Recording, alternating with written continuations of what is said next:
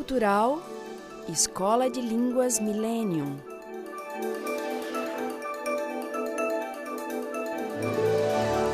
Proton Editora.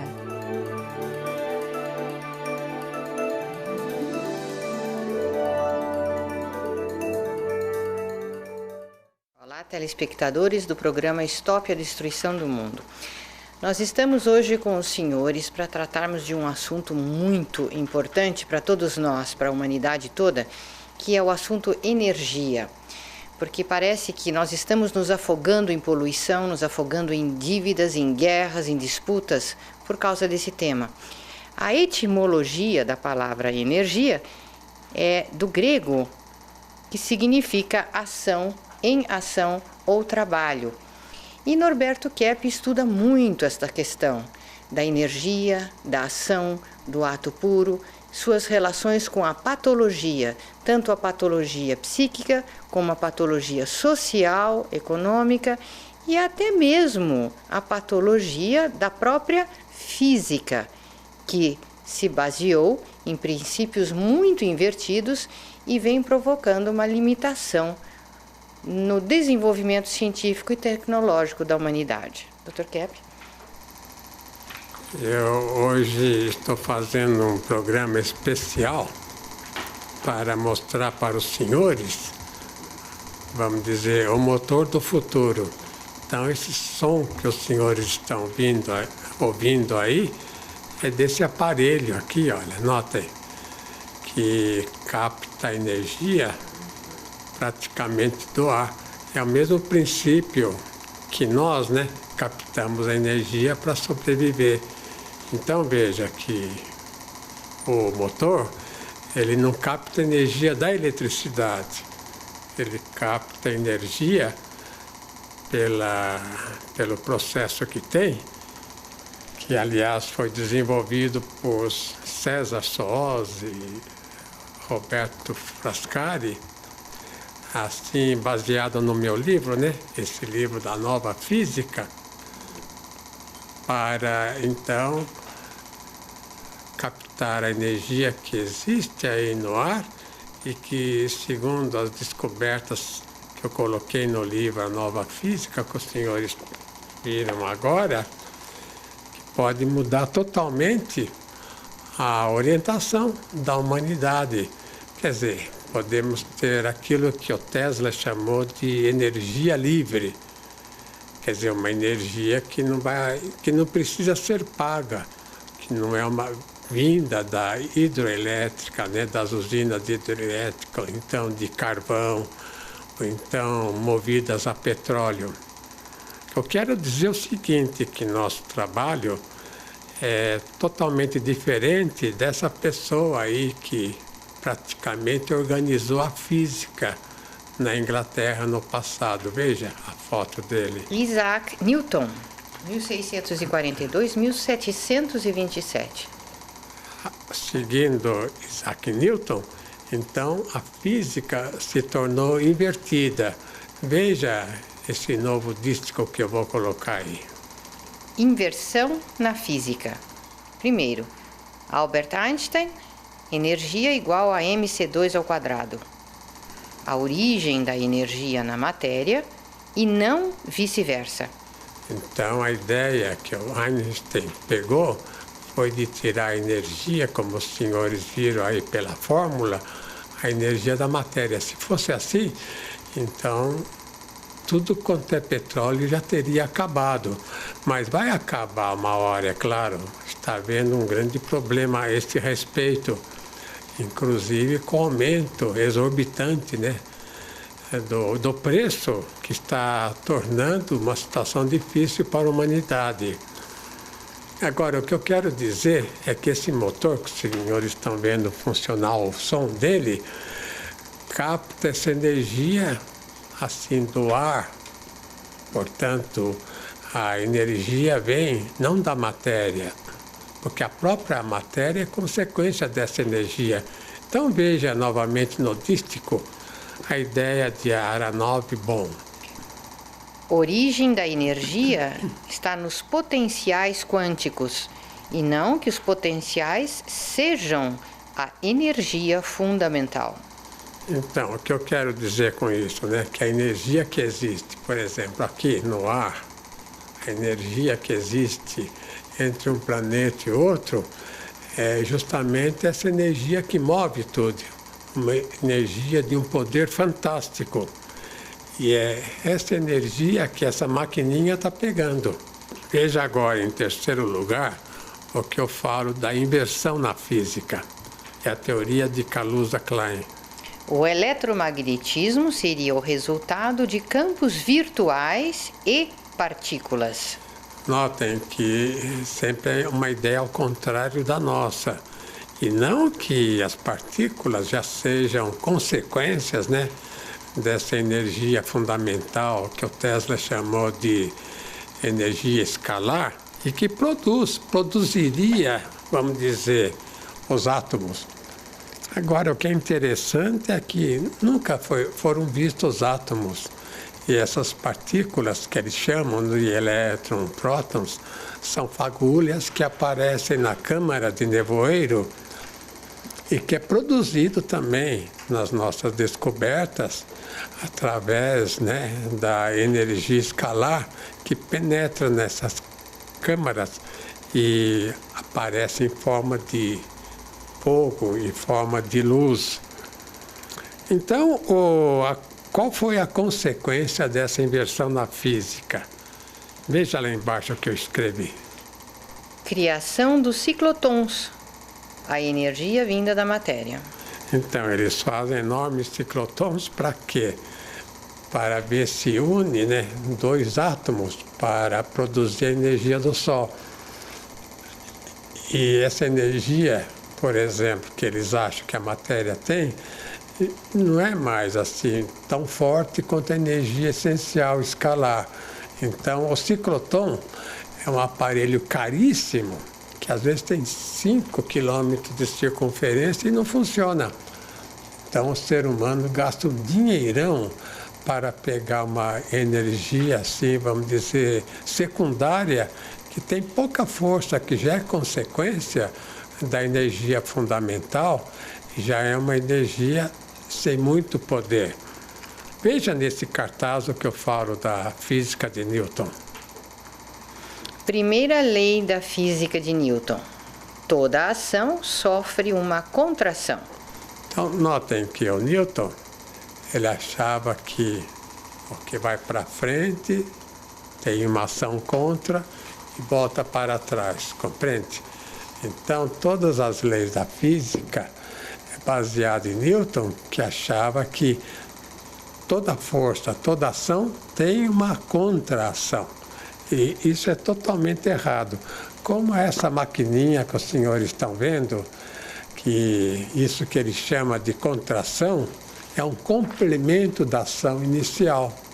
Quer dizer, não é uma contra-ação, é uma, vamos dizer, continuação dessa ação básica que é captada aí no ar praticamente. Então, nós devemos muito a esse autor, veja aí, Michael Faraday, a criação dos motores, principalmente os motores tradicionais. Olhem a imagem dele. O que o Faraday fez? Veja esse cartaz. Fez o anel de Faraday. São duas metades separadas, então, colocando eletricidade numa parte, a outra pega automaticamente a distância. E aí eles fizeram a confusão, achando que a eletricidade se converte em magnetismo e magnetismo em eletricidade. E nós mostramos que a eletricidade vem do magnetismo. Portanto, não é que o sistema elétrico faça o magnetismo como fazem atualmente nesses grandes geradores. Agora, uma criatura extraordinária é essa que eu vou mostrar aí. Nikola Tesla. O que ele fez, né? Mostra essa outra figura. Motor de indução. Esses são os motores que as indústrias usam e que é baseada na eletricidade, que é tirada das usinas, né, hidroelétricas no Brasil principalmente. E veja como ela funciona, veja a figura seguinte. Aí aquele coil gira, então capta a eletricidade dos dois polos lá, que eles chamam polo positivo e polo negativo, polo norte e polo sul. Então capta o magnetismo fora. Agora, eu quero mostrar então os erros fundamentais. Vejam este cartaz. Em primeiro lugar, a energia oriunda da matéria. Segundo a fórmula do Einstein, que a Cláudia já falou. Então, a matéria é pura energia. A matéria não é que gera energia, conforme Einstein falou, mas a matéria já é consequência da energia. Então, essa energia que tira da matéria, por exemplo, do carvão, do petróleo, etc., já é uma consequência, uma energia fraquíssima. Usa uma quantidade enorme, poluindo os ares, poluindo os mares, né? E o que acontece, né? Nós temos uma situação quase irrespirável, inclusive as doenças, porque o motor de indução do Tesla é um motor baseado na eletricidade, que é um elemento já poluído. E esse elemento cria uma tensão no ambiente muito grande. Veja, em segundo lugar, o erro da física. O corpo formado por matéria e não pela energia condensada. Em terceiro lugar, toda energia é dupla. Não existe elétron sem próton. Como eu já falei, e veja a observação. Todo uno é formado por dois elementos, que depois formam uma síntese que é também dupla. Então, agora, na segunda parte do nosso programa, eu vou colocar, então, esse motor que foi feito. Eu chamo o motor que é piano escalar, porque é um motor baseado, então, nas nossas ideias da trilogia analítica. Então, vou colocar um filme para mostrar como o César Soos e o Roberto Frascati fizeram esse motor que, olha, é a grande invenção do século, viu? Até já!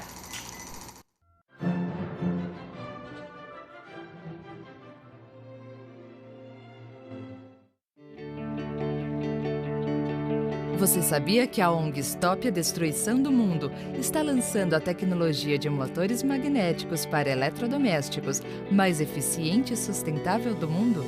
E que com o ventilador de teto Cap Motor Universe você está contribuindo para reduzir a crise energética do planeta? Isto está ao seu alcance. Cap Motor. Nova tecnologia para um novo mundo.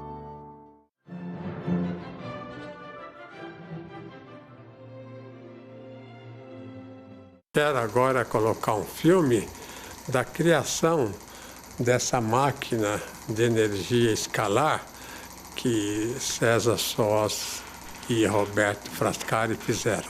Veja lá. Bom, esse é um motor que aparentemente muito parecido com o motor convencional, mas ele é baseado nos princípios descritos no livro A Nova Física, da Metafísica Desinvertida, do Dr. Norberto Kepp. Esse motor praticamente consiste no seguinte: ele é um enrolamento, uma bobina de fios de cobre normal e um rotor magnético de ímãs permanentes.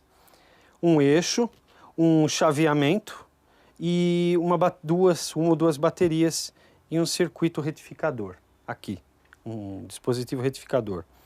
Então, o que acontece? Num motor convencional, o solenoide, esse enrolamento de cobre, ele é alimentado pela bateria. A bateria gera um campo magnético e esse campo magnético interage com o rotor, que seja ele magnético ou eletromagnético, de forma que o movimento é criado.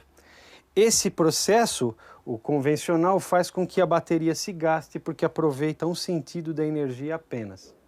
No caso deste motor, nós captamos as duas componentes da energia escalar descrita no livro do Dr. Kepp Então, ele aproveita a energia de vinda da bateria e a energia de retorno para a bateria. Isso faz com que o motor funcione com uma eficiência aumentada, principalmente porque o motor fica frio, ele não esquenta e a potência aumenta consideravelmente. Então, esse motor fornece torque, ele fornece força no eixo, ele não tem perdas térmicas e, além de tudo, ele fornece um acréscimo de energia que pode ser retornado para uma terceira bateria, que também é carregada enquanto o motor trabalha. Então, nós podemos resumir que esse é um motor de altíssima eficiência. Então, agora o Roberto vai colocar ele para funcionar.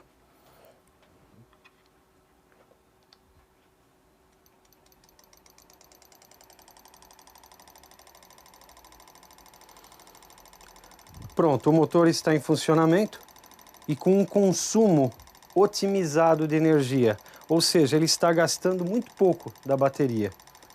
Um ventilador normal, como esses aqui encontrado no mercado, ele consome em torno de 50 a 60 watts, sendo que esse aqui, com uma voltagem em torno de 24 volts e com uma amperagem bem abaixo de 1 ampere, equivaleria a dizer que ele está funcionando, está consumindo 3 watts no máximo de energia, em comparação com 60 watts dos ventiladores convencionais encontrados no mercado.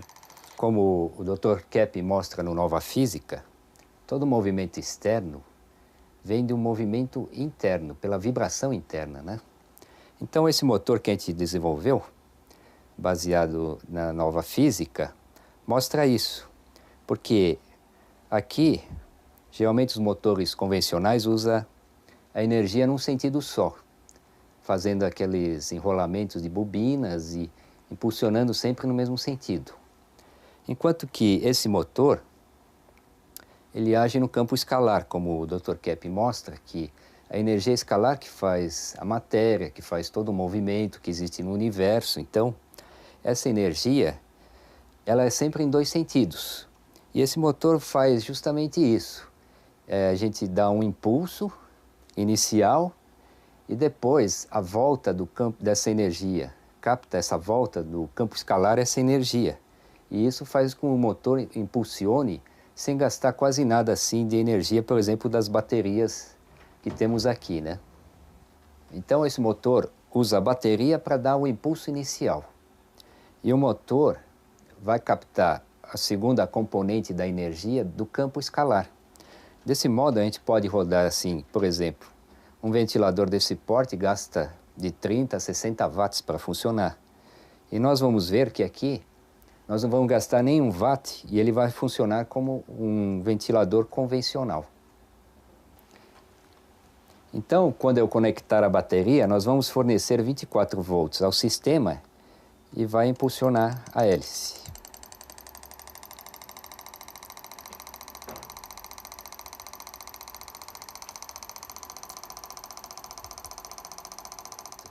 Veja só que a quantidade de fio enrolado aqui, qualquer bateria se exauriria em muito pouco tempo.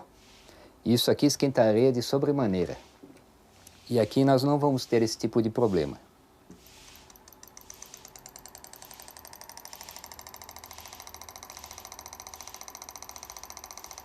Esse motor assim, sem a hélice, ele chega a rodar a mais de 2.500 rotações por minuto.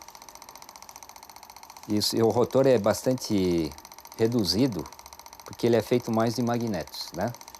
Não tem enrolação, fiação enrolada. E com a hélice assim, ele chega às 800, 900 RPMs, né?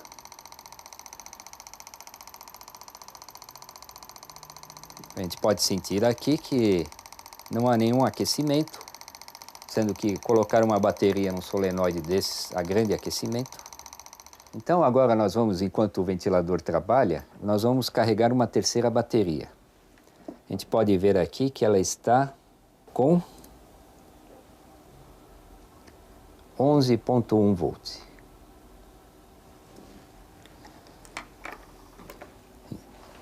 Vejam que a terceira bateria já está em 11 volts, 28, 29 e continua subindo, sendo que o motor não para de trabalhar.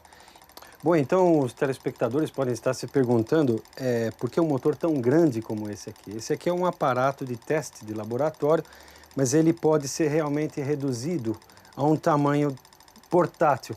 Então, uma das grandes vantagens desse tipo de motor é a portabilidade, que os senhores com uma pequena bateria vão ter um aparelho exercendo trabalho mecânico por muito mais tempo.